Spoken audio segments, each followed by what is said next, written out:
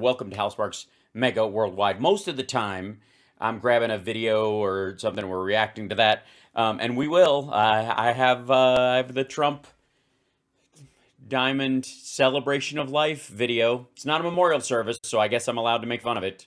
It's a celebration of life, and isn't that what this show is in so many ways? So, for those that do know, this guy McGonigal, this FBI agent, former FBI agent, was indicted. He's been under investigation for months, but they finally arrested him today. And the backstory of this dude just gets gooier by the frigging minute. Now let me show you what I mean. There's this is, I swear to God, if the Biden document scandal, in the press is gonna, because it's the president, is gonna eat up a lot more time. But this is the stuff that, oh crap, do we get into this part again? Where are we? Oh, it jumped into, oh, it's flopping on the other thing. Beg your pardon. 1 second. I hate when it does that. When I reset, it always changes that. Hi, talk amongst yourselves. Don't forget to give a thumbs up. Right as soon as you can, as soon as you get in here. Doesn't hurt. I'm gonna fix something real quick. Are my cats making noise? No, everybody's okay. Now, comms. Here we go. Now let me fix this guy to the proper screen because it always gets weirded out. I don't know why it changes its mind, but we'll see. Yeah, there we go. Yeah, it's odd. Anyways, okay, here we go. Done. Am I frozen? No, I'm good. Okay. We'll transition to that. Okay, so we'll go to Twitter real quick. Transition, you silly. There we go. Now, I can show you. Proper screen. Look at that. I handle it. Okay. Tamsin Shaw, who goes by Professor Shaw, is really diving into this stuff. There's a bunch of other folks, but she's kind of putting them all in line with this. And so, for those of you who don't know, a former FBI agent and a counterterrorism. Let's see if we can find Charles McGonigal was they arrested this. They arrested and filed charges against this guy. He was a counter intel guy at the FBI. And what do you think his first assignment was? Anybody got an idea where the first place this guy was set to look into when he got into the FBI? What was his first assignment when he's young and impressionable and just getting started? He was on the Russia beat. And no surprise. And then he gets moved into this cherry job in 2016, right about the time a bunch of Russians are mucking about in our election.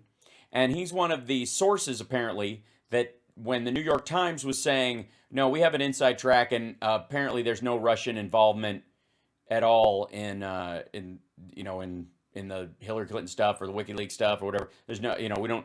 He apparently this is the dude they were calling. Great stuff, no doubt, super exciting. But a couple of things. One is, here you go, McGonigal, who's being charged, and this will all come out in this stuff. Special agent in charge of counterintelligence, the FBI's New York field office, under arrest over his ties to Oleg Deripaska. Remember that guy? Yeah. So Oleg Deripaska, he's linked to everyone, including Santos, including, he's one of the money men that was pumping money Trump's way. And he's just all up in this stuff. Bannon, Stone, they're all connected to Oleg Deripaska. Okay, so this is from Tamsin Shaw. McGonigal went on to work for Brookfield Property Partners. See the thread below to understand why this would be very bad news. It involves the sale of Westinghouse Nuclear Company to what could be a front for Russian money. Remember all that shit about Hillary helped sell nuclear materials to Russia? Largely, it looks like that whole story was cover for this shit. Here goes. This is a thread in here. Kushner, Yeah, can we investigate Kushner now? Kushner arranged the sale of the U.S. nuclear company Westinghouse to Brookfield Business Partners, another Brookfield subsidiary. Brookfield Property Partners bailed him out of his 666 Fifth Avenue deal. By the way, support the show, subscribe, and super chat if you want to help me buy 666 Fifth Avenue. It's still, still available insofar as I know. Both are registered in Bermuda, and their ownership is opaque. It's a Russian front company. But we do know that George Mihal, Ukrainian-Canadian executive and central figure in the rise of Brookfield, established a subsidiary called Partners Value Investments LP that has investments in both BBU and BPY. Brooks Partners, the other company. In 2018, the year of the Westinghouse deal, he simultaneously took the lead in Brookfield Partners' investment in a large new IT park in Lviv, investing alongside Oko Holdings, a group that includes Kremlin Vehicle Renaissance Capital. In August 2018, as Brookfield deal was being finalized, the company's offices in Kiev and Lviv were raided by the Ukrainian security forces because the company and main shareholder Vitaly Antonov were accused of funding separatists in eastern Ukraine, known as Russians. That's right. So, for bigger pictures, it is very dangerous for the U.S. and Ukraine. Trump's impact on nuclear proliferation. That's that bit right there. Now, that's just, that's one of the other legs, one of the other shocks down this side. Let me see if I can back up to this dude. Yeah. So, yeah. Whoops. There's so much to this so fast. Let's see that part with Durham. Well, we'll go back to her account and we'll find it. Hold on. Because she has it on that thing, I think. So, Durham, oh, by the way, Jim Stewartson posted this as well. This is apparently that very same, I think McGonigal, hold on one second. Jump this in here. It's in their cheat sheet. Yeah, here you go. Flynn paid ex-FBI agent in Clinton email scandal for lobbying work. Who could that be? Former National Security Advisor Michael Flynn paid, I can speak, an ex-FBI agent at the center of one of Hillary Clinton's email scandals as part of his lobbying work, new filed financial disclosure show. The former agent, Brian McCauley, signed a retainer agreement with $28,000 with Flynn's consulting group, Flynn Intel Group. Last fall, McCauley is perhaps known for the controversy that broke in 2016, just 2 weeks after he signed the retainer agreement that some say cost Clinton the election. At the same time, he said a State Department official asked him to ensure that one of Clinton's emails not be deemed classified, a move that would spare from liability for the email being on her private server. McCauley's statements about that incident at the time were used as ammunition by Republicans to argue the State Department was protecting Clinton, though he later said he initiated the quid pro quo agreement with the State Department official, not the State Department. Flynn also paid $20,000 to a behavior analysis firm operated by 2 former FBI agents, as well as a $7,500 to Rear Admiral Paul Becker. That guy, Paul McCauley, was aligned with. Let me back up to here. With McGonigal. Super fun. Then let's go back to here. Go back. Where were we? I don't want to go back to there. I want to go back to where I was. Let's see. Back to the thread. This kind of. Okay, hold on one second. To go to tabs to jaw and go back to her feed. Give me 1 second.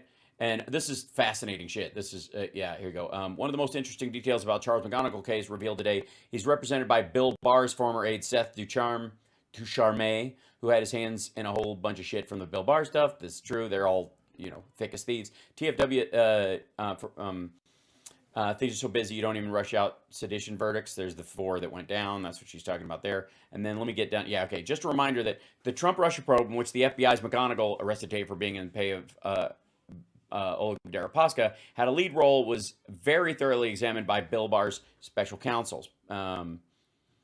And then, let's see. FBI is powerful and immensely important New York field office and have 2 serious problems. Charges were unsealed today against Charles F. McGonigal. This is part of the stuff today. Yeah, Russian organized crime and crime matters, counterespionage, among other areas.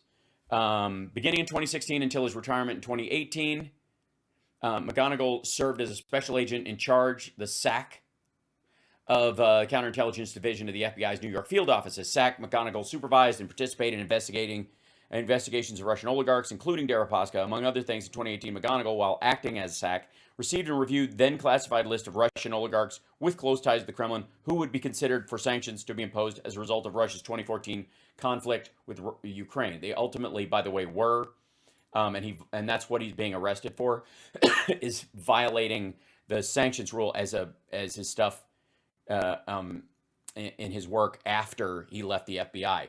The idea, though, that this dude did his job faithfully and legitimately, investigating people like Oleg Deripaska and others, and then all of a sudden when he left the office is now on the dude's side and is like, nice money where you can get it, is incredibly fucked up. Let's see, the rest of it. Yeah, that's the, let's see. Had no idea, brutalist church, just for this. I see. This is her just punting through stuff. Yeah, so that's her primary thing. But let's go. Former FBI was trending because of McGonigal's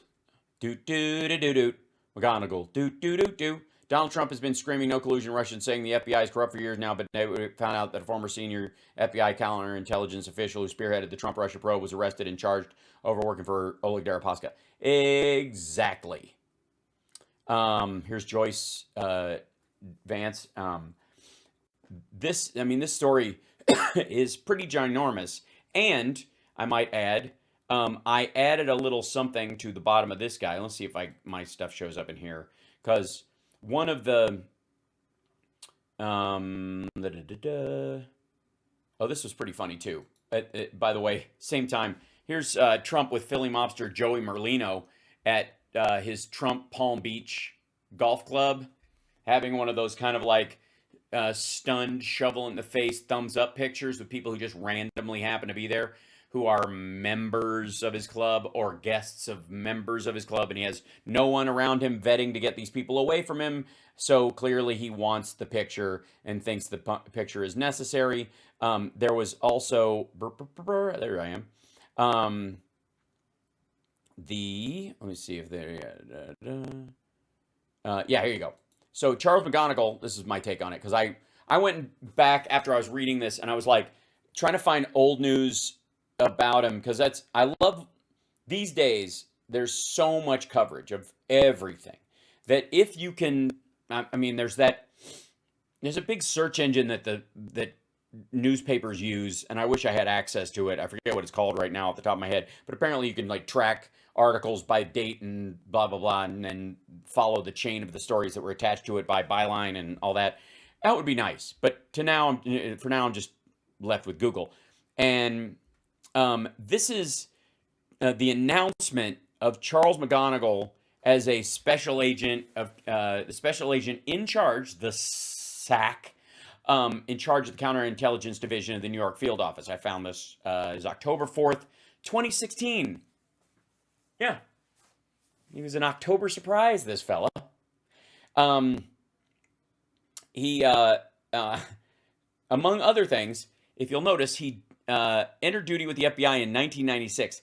He was first assigned to the New York field office, where he worked Russian foreign counterintelligence and organized crime matters. Apparently, they on the other side, we're now finding, at some point he probably watched how much money was passing through and went, God damn, I'd like to carve off a piece of myself for that. And then, of course, he was most recently served as the section chief of cyber counterintelligence coordination section of the FBI headquarters, or in many ways as I guess as a blocker. Beyond coordination, he seemed to be there to make sure certain stories didn't hit the front. So in 2016, he was basically in a position, and around those things already, he was in the department. He was just upgraded during the time that he was fucking with Hillary and talking to Macaulay and some of these others on the outside, it seems. So it was just internal FBI shit. But again, most of these guys, if they're good at being double agents or whatever. He towed the line and did all the right stuff. So until you yank the chain. So wonder how Rudy is involved? Exactly. So he's been around that world of Russians and Rudy Giuliani for years. So this is this story as it unfolds is going to get fucking crazy. Let's see, maybe in the yeah, I think this is related to the Comey thing. So Comey, yeah, here you go. Yeah, the Trader's Office pressured Comey to sabotage Clinton. Yeah, he was one of the people who went, after Comey. Yeah, yeah, here you go. Beschloss is putting this out, and he's right on the money with this. Giuliani boasted late in fall of 2016 presidential campaign about his contacts with the FBI New York field office. Remember all that shit? I do. And later said publicly that Director James Comey had responded to pressure of a group of FBI agents who don't look at it all politically. No, they don't. They look at it criminally, it turns out, that they were literally working for the other side. Dude did his job, stepped down, and started making money working privately for oligarch crime. Still investigating alleged leaks. There you go. This is 11/2019. The Department of Justice's Inspector General's office is still investigating alleged leaks from the FBI's New York field office regarding the Hillary Clinton investigation to Rudy, email investigation to Rudy Giuliani in the final days of the 2016 campaign. Around October and leading up to that. The IG testified Wednesday. We were very concerned about that and have been actively investigating alleged leaks to Giuliani and others, Michael Horowitz said in testimony before the Senate Judiciary Committee. This continues to this day. We are investigating these contacts. 2 days before the FBI Director James Comey announced he was reopening an investigation into Clinton's email practices as Secretary of State, Giuliani, then a surrogate for President Donald Trump's campaign, said help was on the way for his candidate. I think we got a surprise or two that you're going to hear about in the next few days. I mean, I'm talking with some very big about some very big surprises. After news of the renewed investigation became public, Giuliani said in a radio interview that Comey had bowed to the pressure of a group of FBI agents who don't look at it politically. This is October 2016. Comey went public about Weiner's laptop and then the statement about Hillary Clinton's email that there might be more there. This is the same time this guy was upgraded in his position. And now he is under arrest. And again, this goes back to sourcing from the FBI. The New York Times was talking to somebody at the New York FBI's office because they're local. And those were the people saying, the FBI sees no clear link into Russia. Same fucking people. Same dude. And as a matter of fact, considering what this guy was up to, he'd be the first on the phone.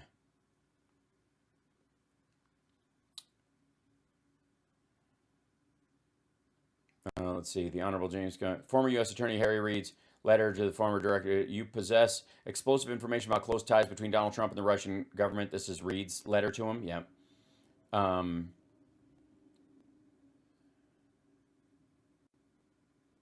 Yeah, and this is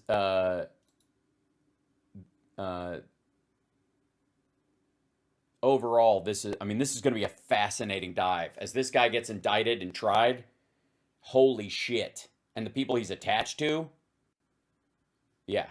Does Rudy have a laptop? Yes, he does. He has an LG. So, it's not an Apple, because that would be the actual one that was supposedly dropped off at the, at what's his name? Spot at the McIsaac's place of business. But, all right, so let's jump into our stuff today, because that story's going to unfold over the next little while, and I'm going to enjoy diving into that shit very soon.